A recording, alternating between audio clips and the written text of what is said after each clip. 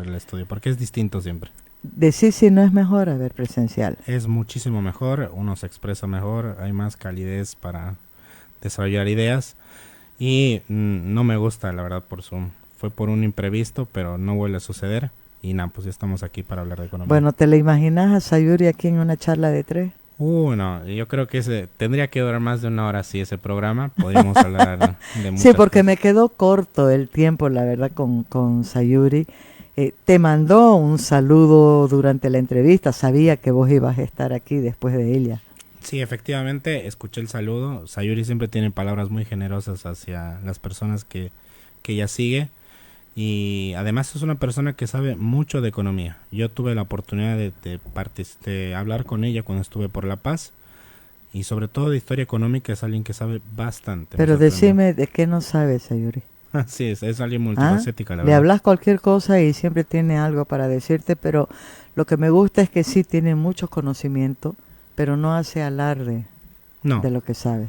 Te habla con una naturalidad. Pero bueno, has venido aquí para hablar de economía.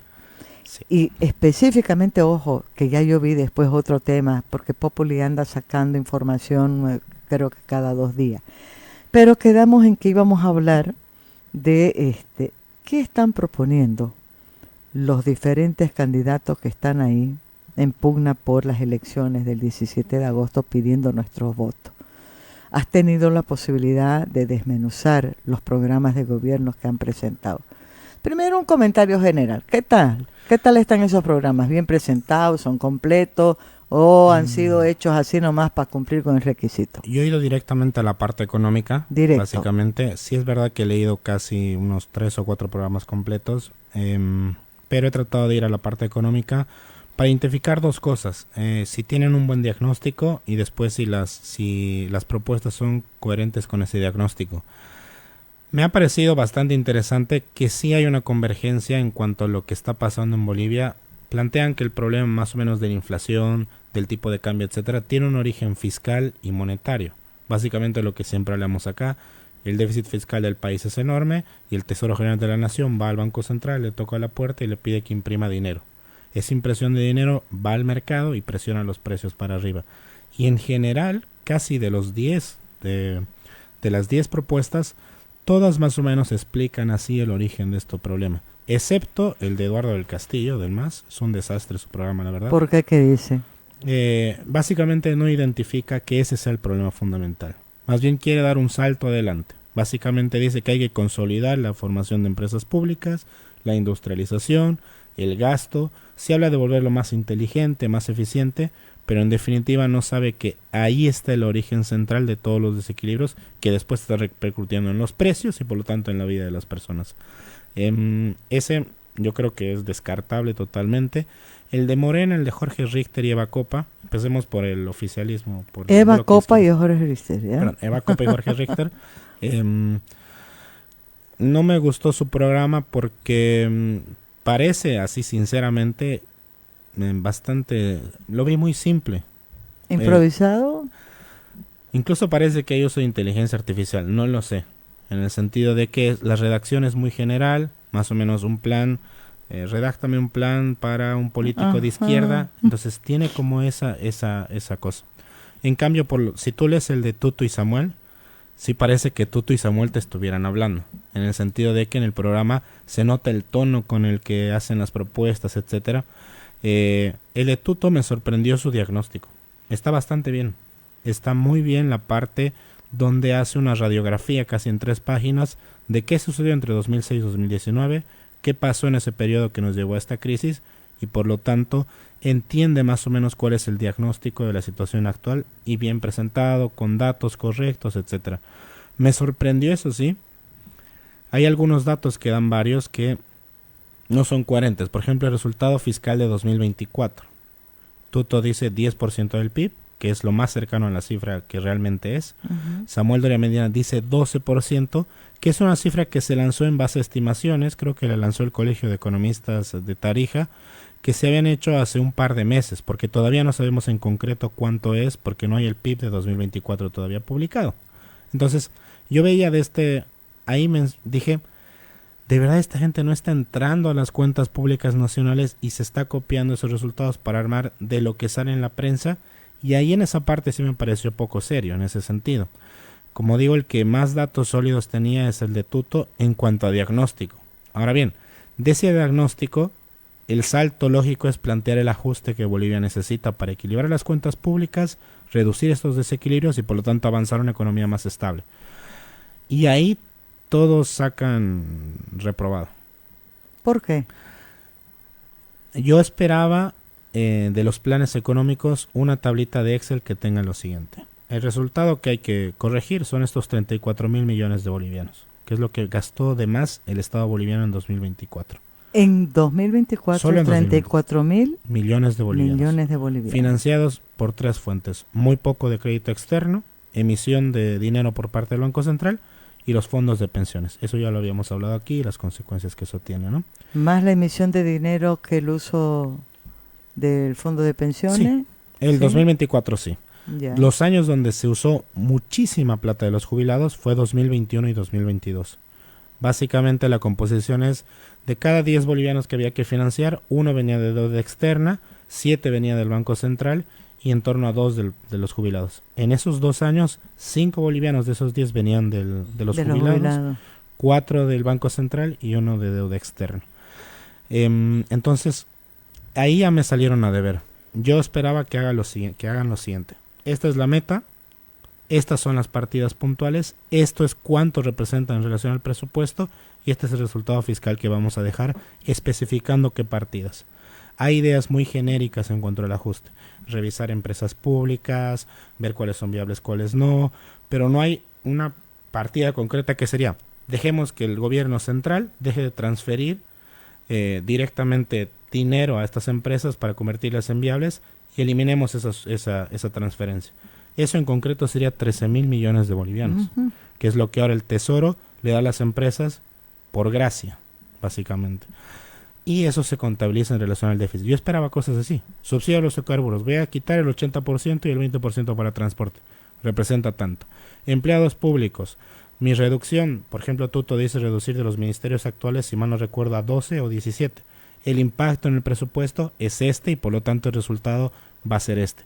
Ninguno tiene esa cuantificación porque creo que hay un temor de explicitar qué partidas van a tocar. Porque todas las partidas que se toquen tienen costo político, costo social, etcétera. Y me parece que han sido muy poco ambiciosos en ese sentido. Explicar muy bien cuáles son las partidas, por lo tanto, cuál va a ser el ajuste y en qué situación fiscal vamos a recibir, por ejemplo, el año 2026, cuando sea un año en que se consolide cualquier plan de gobierno. Porque hay forma de hacer la proyección. Exactamente. Entonces, me faltó eso en todos los programas, en todos. No hay uno. Es cierto que el que más data tiene es el de Tuto, la verdad es el que más información cuantificable te da, pero él también se aplazó en esa parte. De Samuel es todavía más genérico, habla de las ideas por donde iría el ajuste, pero no precisamente les pone el número. La parte que ya no me gustó de Tuto es cuando dice eliminando la corrupción. La corrupción es incuantificable. El problema es que es incuantificable. Seguramente la hay y seguramente son unos buenos millones de bolivianos. El problema es que al no ser cuantificable, lo que me estás vendiendo es magia. Humo. Exactamente, porque no sé en concreto cuál va a ser el resultado fiscal luego de que elimines esa corrupción. ¿Cómo se plantearía ese tema? Claro, hay casos de corrupción, estoy pensando en Bow Trading, el Fondo Indígena, el CAMCC, ¿no? Que son cosas muy puntuales que vos podés sumar. Pero eso pues no debe ser ni el 20% de todo lo que representa la corrupción en diferentes escalas. Exactamente. Y al no cuantificar es poco serio que lo pongas. Creo que aquí en este programa Jaime Dun y otro investigador de la Fundación Milenio, por ejemplo, expusieron el tema de hidrocarburos. Sí, con detalle. ¿Cuánto se salía en la compra?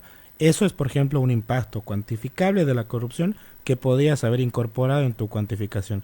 Pero no ha habido el rigor para presentarlo de esa forma. Y al parecer puede ser que en realidad sí lo tengan en la mente o lo están diseñando ahora y los planes se hayan presentado en alguna medida solo para cumplir los plazos que te da la Corte. No es lo esperable, pero también al ver cómo ha sido el proceso de inscripción, básicamente como cuando uno entrega una tarea de la universidad en una plataforma, 11:59, ingresar a la plataforma Mi Tarea. Puede ser que haya ido por ahí y por eso hayamos visto tan poca especificación en los planes de gobierno. Claro, yo te iba a decir eso, ¿no? Más que el hecho de pensar, pucha, esto puede tener un impacto, mejor no lo digamos. La impresión que tengo por lo que ha sucedido en todo el periodo previo al plazo para registrar las candidaturas, o las candidaturas, es improvisación. Sí. No solamente en el programa, no sé en qué tiempo. A mí el único programa que me habían mandado con anticipación, me lo mandó José Gary Áñez, era el de Tuto, ¿no? Claro, no soy experta en economía, entonces no vi lo que Carlos ahorita ha visto. Pero la impresión es esa, que se improvisó todo, la redacción del plan de gobierno, la confección de las candidaturas. 2 días antes estaban buscando candidatos a diputados, a senadores, partidos, a los que más, ¿no? Incluso a la vicepresidencia. O sea, tu binomio no lo tenías decidido. Mal uno puede pensar, hasta me puedo equivocar en esto, digamos, ¿no? Especulando de que, más que temor a decir lo que realmente van a hacer, ha sido esto. No les dio el tiempo para presentar un informe cabal. ¿Qué otras opciones? Estamos hablando de 4, claro. Andrónico y Rodrigo, no sé si Rodrigo llegó a presentarse. Oye, Maggie Talavera, no lo tengo claro ese dato. Porque tuvo problemas. Su plan de gobierno. ¿Lo viste? No. Está del Partido Demócrata Cristiano. Ajá, pero ¿viste sí, vi el programa. Es uno de los más simples que hay. Es bastante breve y contiene solamente ideas de por dónde iría la política económica. Obviamente habla de ajuste fiscal, habla de herencia del MAS, etcétera, que son común denominador en todos los planes, pero hay poca especificación. ¿Agüita? ¿O tenés café? ¿Tenés café? Ahora sí, no. Siempre está el asunto de digitalizar, etcétera. Las ideas que siempre van apareciendo casi con cada elección, que son ideas que obviamente son buenas, se debería hacer un proceso de digitalización en el Estado, eliminar la corrupción, pero más allá de, es como escribir sueños en un papel. Al final de cuentas corresponderá cuando tengan labor ejecutiva ver realmente cómo llevan a cabo eso. Uno por presunción de inocencia puede decir que bueno, está en su planteamiento hacer eso. Pero la parte dura, cuantificable, que podría ser el análisis de los planes en la parte económica, salen a deber, creo, casi la mayoría de todos. Tuto pasaría con 51 en ese sentido. Y también me sorprendió, ya poniendo en contexto un poco en qué panorama nos movemos, recientemente salió la noticia de que el gobierno había obstaculizado la publicación del informe del Fondo Monetario Internacional. Sí. Y vi la reacción de algunos candidatos de que estaban diciendo de que la publicación de ese informe era vital para saber el estado actual de la economía. Y a mí eso me parece pereza por parte de los partidos políticos. ¿Por qué? El Fondo Monetario elabora sus informes en base a estadísticas oficiales. A la información oficial. O sea, no estamos hablando de información a la que no tenga acceso uno como investigador. Dicho sea de paso, modestia aparte, nosotros tenemos un monitor en una página web donde actualizamos constantemente toda la información que existe y que está disponible y que es la misma que tiene disponible el Banco Central. Entonces, todos los partidos políticos, cualquier investigador y el Fondo Monetario Internacional. Entonces, en ese sentido, digo, ¿por qué esperan ese informe? Pongan a trabajar a sus equipos económicos y armen realmente el diagnóstico que tiene que haber, que no va a ser muy distinto. ¿Qué te puede aportar el fondo? Proyecciones. Y esas proyecciones están en documentos, por ejemplo, hay un análisis que publican cada trimestre, que es el World Economic Outlook, el Fondo Monetario, y ahí están ya las proyecciones del Fondo Monetario que estarían ocultas en ese informe. Ahora, eso no significa que yo le quite peso a que se haya obstaculizado. Me parece una muy mala señal. Al final de cuentas, ¿qué buscas ocultar en ese sentido por parte del gobierno? Pero sí me dio esa señal de decir, si tú te estás tomando en serio esto, tu equipo económico tendría acceso a esos datos como lo tiene el fondo. Y la verdad ahí también se muestra un poquito de no le están poniendo la cabeza suficiente. Recientemente Samuel presentó a su jefe de equipo económico, José Gabriel Espinosa. José Gabriel es un gran economista. En ese sentido, la verdad hay que decirle bien que lo haya elegido a él. Él sí seguramente tiene un informe detallado y él tiene la capacidad de hacerlo, pero no sabemos mucho más. En el partido de Tuto el que sabe es él, básicamente. Es él y él se escucha. Y él se escucha y cuando uno lee el programa es como si él te estuviera Es la voz hablando. de Tuto. Sí, exactamente. Ahí por lo menos se ve que no ha usado inteligencia artificial, ¿no? Claro, que no está mal que no esté, está mal. digamos, ¿no? El asunto es cómo complementas eso que ya tenés, tu fortaleza, cómo la complementas. Claro, cuando hablas de pereza, de flojera, es precisamente por eso. O sea, están esperando que haga la tarea el FMI y ellos bien podrían hacerla. Exactamente. ¿Cuánto pues te lleva a ver vos que haces ese ejercicio y esa tarea? ¿Cuánto te puede llevar en tiempo dedicarte y hacer esa tarea? Yo con Oscar, que es el colega que trabajo, estamos redactando informes trimestrales del estado de la economía nacional, sobre todo en el ámbito macroeconómico, más o menos siguiendo la práctica del fondo. Y eso está publicado además. Y está publicado. Y en nuestra página pueden ver actualizado lo último que hay, porque bueno, es cierto que lamentablemente en nuestro país cada vez la información está más escasa, pero hay algo con que trabajar. Un resumen no exhaustivo del estado actual de la economía. Deuda pública total 95%, déficit 2024 10,14, 34 mil millones de bolivianos, inflación interanual 16%, inflación mayorista, de precios mayorista en torno al 18%, esos precios los vamos a ver después en el mercado, inflación de precios al productor en la parte de la producción 18,2%, reservas internacionales, ¿para cuánto alcanzan? Para respaldar el 4% de la base monetaria, de los billetes y monedas en circulación, para 2 meses de importación, si es que el sector exportador lo necesitara, y estoy contando divisas y oro, ¿no? O sea, incluso si vendiéramos todo el oro, te alcanzaría para eso, o para cumplir el 50% de las obligaciones financieras del Estado boliviano en el año 2025. Y el crecimiento proyectado está en torno al 1%. ¿Listo? No es nada. No es nada. Ese problema de tener un crecimiento bajo es que como la población crece en torno al 2%, en términos de producción por persona, en realidad está cayendo. Y la producción por persona en el país no aumenta desde el año 2021. De hecho, está cayendo. ¿Cuál es el problema de eso? Si el producto por persona no crece, nos estamos empobreciendo. Si uno ve la estadística de pobreza del Instituto Nacional de Estadística, del año 2022 a 2023, la pobreza ha aumentado en 160,000 personas, producto de este periodo de bajo crecimiento. Entonces, sí, seguí. Entonces, yo creo que tampoco es muy difícil hacer ese estado actual. Yo publicaba estos datos en razón al informe perdido del Fondo Monetario Internacional y, como digo, modesta parte, me ha tomado 30 minutos máximo acceder a las páginas oficiales para tener esa información, ¿no? Claro, estoy pensando una pregunta. ¿Se han acercado a ustedes, cualquiera de ellos, para buscar un asesoramiento, para buscar cifras? Sí, hay personas que me han escrito justamente para o pasarles un informe o en algún momento para invitarme a participar en algún coloquio donde se forme un programa económico. La postura de la fundación es que toda la información que tenemos está disponible en nuestra página. Si alguien quiere conversar con nosotros, la labor de una fundación también es eso, buscamos influir en el debate de políticas públicas, pero no formamos parte de ningún cuadro, nada por el estilo.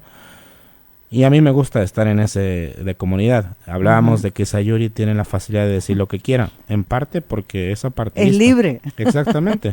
Por lo tanto, como a mí me gusta mucho conservar también mi libertad, la información que tenemos está disponible y cualquiera que quiera algo un poquito más pormenorizado, con más sustancia, se puede acercar y hablamos perfectamente con esa persona.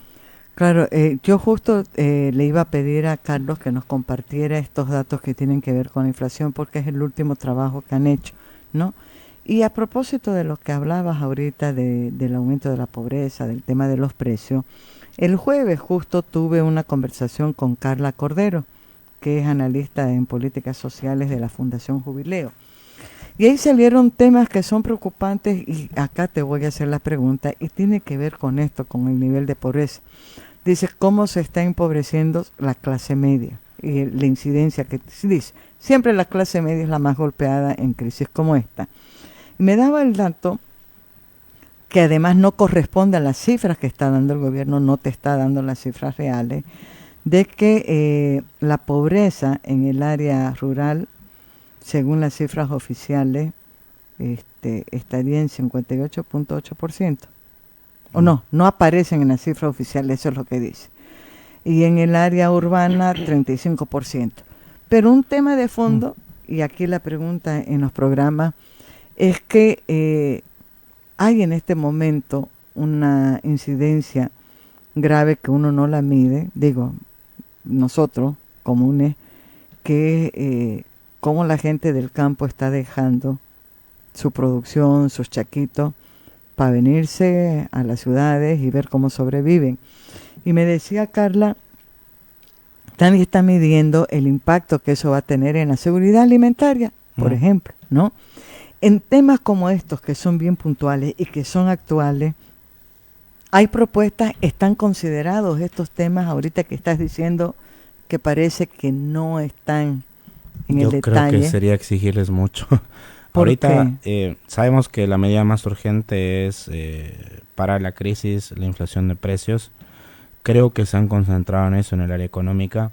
Reflexiones sobre la pobreza, la desigualdad, etcétera, vemos casi como eslóganes. No hay algo muy sucinto. Y eso es interesante. Bolivia nunca ha tenido una agenda de lucha contra la pobreza. Ahora que me lo mencionas, una agenda real. Una agenda real de lucha contra la pobreza, de aumento de ingresos, etcétera. De verdad poner en serio el tema de la informalidad y la precariedad laboral sobre la mesa. Nunca ha tenido esa agenda y no se ha visto en ningún plan de gobierno. Y ya digo, ni siquiera del movimiento al socialismo. En el 85, la primera fase de estabilización tuvo su segunda fase más o menos con la idea de luchar contra la pobreza en 1990, pero nunca se consolidó. Y ya esas reflexiones están a nivel que son importantes, o sea, creo que es fundamental, no la tienes. En el área social tienes algunos partidos que presentan propuestas en cuanto a salud y educación, pero poco más. El tema de reflexionar sobre la movilidad campo-ciudad, la seguridad alimentaria, cómo esto, el tema de la vivienda, si mucha gente se incorpora a los campos, a las zonas urbanas, los alquileres, etcétera, pueden empezar a subir en aquellos lugares donde se concentra. Todos esos temas de políticas públicas está totalmente huérfano en los planes de gobierno, porque justamente se han enfocado en el ajuste macroeconómico. Yo creo que sí deberían formar parte, son problemáticas. El tema de la jubilación, el tema de tener una pirámide demográfica con base ancha, qué hacer para el futuro, no pensar de aquí a 5 años, sino 20, 30, creo que le queda corto al político esas reflexiones a largo plazo, porque se está enfrentando al tema del ajuste, y es lamentable, ¿no? La política es cortoplacista, lamentablemente es así. Claro, ¿por qué me preocupa? A ver, si estás presentando un programa de gobierno, tenés que considerar que tu gobierno va a durar, ¿cuántos? ¿4 años la gestión? 5. 5 años, ¿no? Entonces, no es solamente de cómo vas a salvar la coyuntura, cuáles son las medidas urgentes. Yo tengo esta visión de 5 años, que todo lo que haga en esos 5 años, además, va a repercutir en los que vienen después de mis 5 años. Y eso está ausente, eso no está presente. No está presente porque Bolivia siempre se ha movido en un terreno de no tener lo que se llaman políticas de Estado, ¿no? Es decir, una serie de elementos que sean transversales a cualquier cambio de gobierno. Siempre hemos estado cambiando. Si cambia de gobierno, básicamente cambia todo. Hasta el nombre, vos has visto. Hasta el nombre del país ha cambiado. Por eso es lamentable en el sentido de que la política influye tanto en la vida de las personas. Yo creo que eso está mal. Yo creo que las decisiones estatales deben ser para principios básicos de convivencia, y no así que realmente sientas que te estás jugando la vida en cada elección. Si hubiera Estado de Derecho, imperio de la ley, políticas de Estado transversales, etcétera, no importaría a quién cambies. Sabrías que hay elementos que van a seguir perdurando incluso aunque cambies de gobierno. Lamentablemente en Bolivia no es el caso, y yo escucho el eslogan: en agosto nos estamos jugando la patria, el futuro, pero eso es cada 5 años. Cada 5 años en Bolivia nos jugamos todo porque lamentablemente la política tiene demasiada influencia en la vida de las personas. Pero además parece que lo dicen y que no son conscientes, porque si no, no estuvieran actuando como lo están haciendo. Sí, al final... Y en la medida que no hay pues esas políticas de Estado, políticas públicas que trascienden al cambio de cada gobierno, no podés tener un desarrollo, tanto que se habla de un desarrollo sostenible. Exacto. Estoy pensando ver un ejemplo, hacer ejercicio, ¿no? Yo quiero tener una vida saludable, bajar de peso. Ya puedo hacer ejercicio un mes. Mira, pues el ejemplo que voy a poner, ¿no? Mi ejemplo voy a ponerme. Hacer ejercicio un mes, 2 meses, ya bajas 2 kilitos, pero después te olvidas y engordas más de lo que has bajado. Bueno, ese puede ser mi caso también. Aquí estamos en el club. Son acá excepciones. Los 3 de allá, diferentes a los 3 de acá. Pero a ver, sí me preocupa con el tema de la pobreza, y hay un dato interesante que está en base a datos del PNUD, que es lo que me ha dado, que tiene que ver con el índice de felicidad. Ah, sí. Por Dios, eso me llamó muchísimo la atención. Pero volviendo nuevamente con el tema de la pobreza, ¿no? Claro, uno de los discursos del gobierno es que Bolivia ha avanzado muchísimo porque ha reducido los índices de pobreza. Y sí, en algunas cosas dice que es cierto, en algún periodo, pero en esta información que me ha dado Carla, me dice, es preocupante más bien, porque no ha habido políticas que de verdad me garanticen que lo que se hizo, se logró entonces, se va a sostener y va a mejorar, que era lo que decía, ¿no? Ha aumentado. Y me hablaba, por ejemplo, pobreza extrema, que ahorita me vas a decir para que la gente tenga clarito qué es la pobreza moderada y la pobreza extrema, porque uno cree que pobreza es una sola, ¿no? La pobreza extrema dice, 1 de cada 4 ciudadanos del área rural están en ese nivel de pobreza extrema. Y en el caso de el área urbana, me decía que 1 de cada 6. Estos datos se ajustan a la realidad. Sí, efectivamente, la diferencia entre pobreza extrema y pobreza moderada son básicamente los umbrales. Internacionalmente se conoce que los umbrales, me refiero a cuánto es el mínimo que tú pones para considerar a alguien pobre extremo. Pobre extremo, internacionalmente, es que vive con $2 al día. Salvo el pago de vivienda, para sus cosas una persona vive con $2 al día. Pobreza moderada son $5 al día. Uh-huh. En Bolivia tal vez tiene sus propias líneas de pobreza, el Instituto Nacional. No sé exactamente en ese estudio con cuál línea lo han calculado, pero esa es la diferencia. Los umbrales que tú pones para considerar a alguien pobre extremo, pobre moderado, ingresos medios, medios altos, etcétera.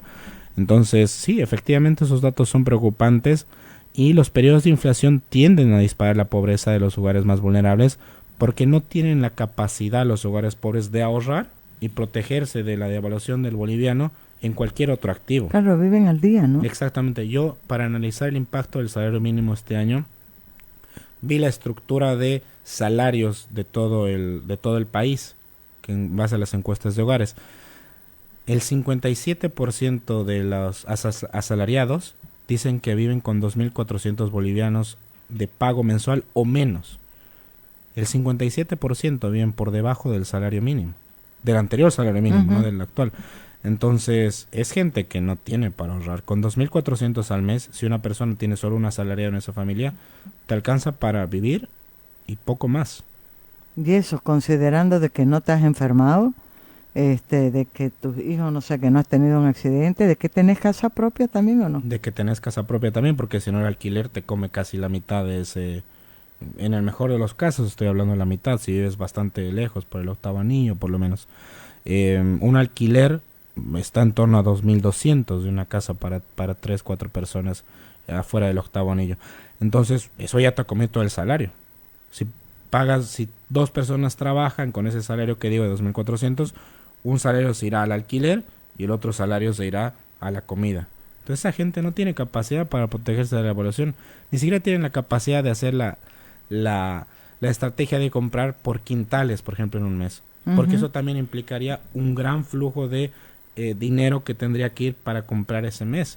Entonces estamos en una situación donde las familias no pueden protegerse de la inflación y la devaluación del boliviano los está empobreciendo mes tras mes. Bueno, a mí me va a quedar la preocupación esta, ¿no? De que sí, los programas están contemplando, la mayoría, las soluciones inmediatas, pero no hay una visión a largo plazo. Y estos problemas no se resuelven con medidas de coyuntura. No, efectivamente no. Tiene que haber una agenda. O sea, yo creo que un plan de gobierno ideal tiene que ir en dos ámbitos. Es cierto, lo más urgente es estabilizar la macroeconomía, porque si esto se va a peor, lleguemos al caso de Argentina en su peor momento hace 2 años. 25% de inflación mensual. Mensual. Es decir, cada mes tu salario se depreciaba una cuarta parte. Eso dispararía los niveles de pobreza a niveles que son bastante alarmantes. Tú estabilizas eso, pero aparte, conforme tu plan de estabilización arrancan, tienes que liberar todas las fuerzas productivas de la economía, reducir burocracia, regulaciones, privilegios gremiales, trabas al trabajo, al emprendedurismo, atraer inversión, etcétera, etcétera, etcétera. Y eso se hace con políticas de Estado. Eso se hace con políticas de seguridad jurídica, no es por 5 años.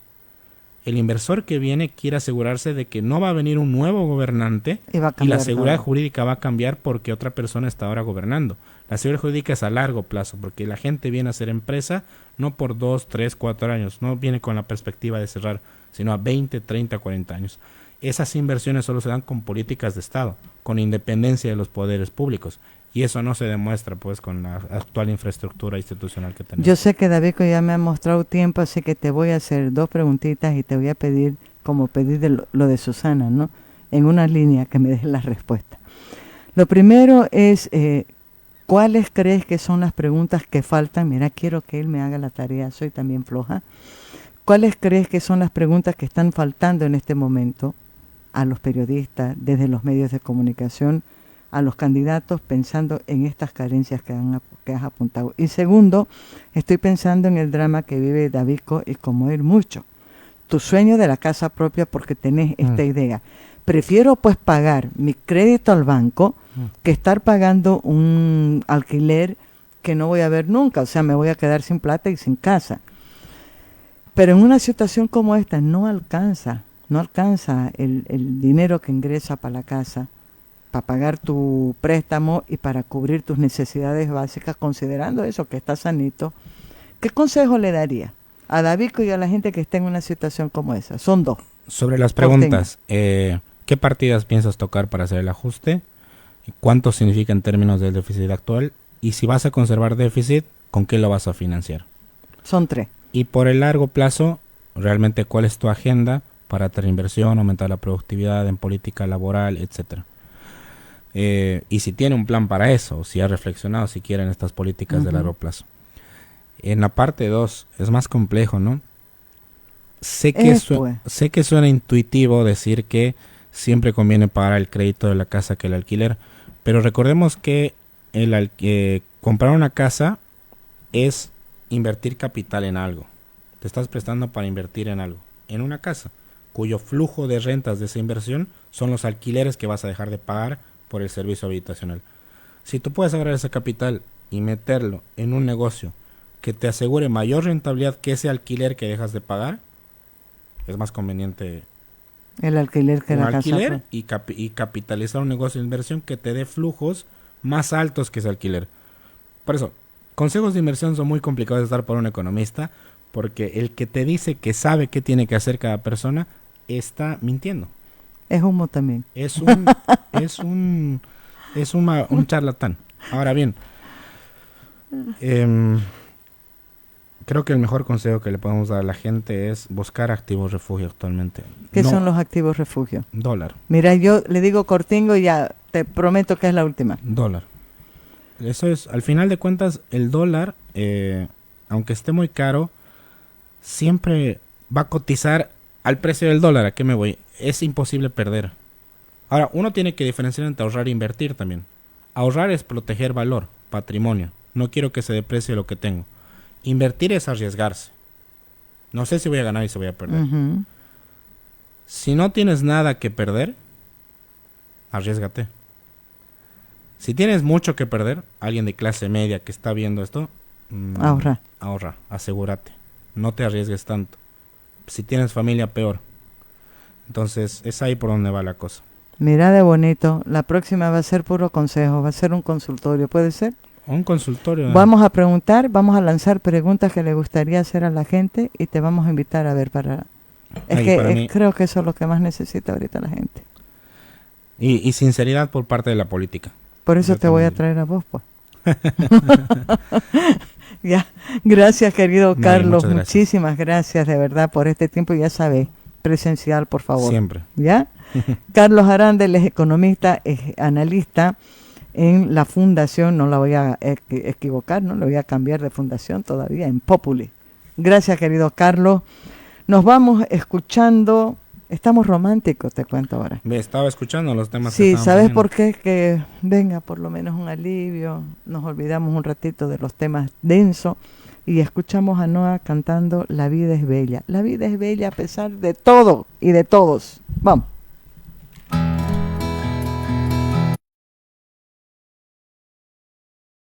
Más de 2.000 personas ya tienen acceso a agua gracias a la gestión de la Gobernación de Santa Cruz. En San Javier se entregaron 3 nuevos pozos de agua en los barrios Villa Fátima y Santa Rosa, con una producción de hasta 20.000 litros por hora. Esta obra, liderada por el gobernador en ejercicio Mario Aguilera, responde al déficit hídrico provocado por la sequía y el cambio climático. La gestión planificadora sigue dando resultados. Sigamos avanzando, Santa Cruz.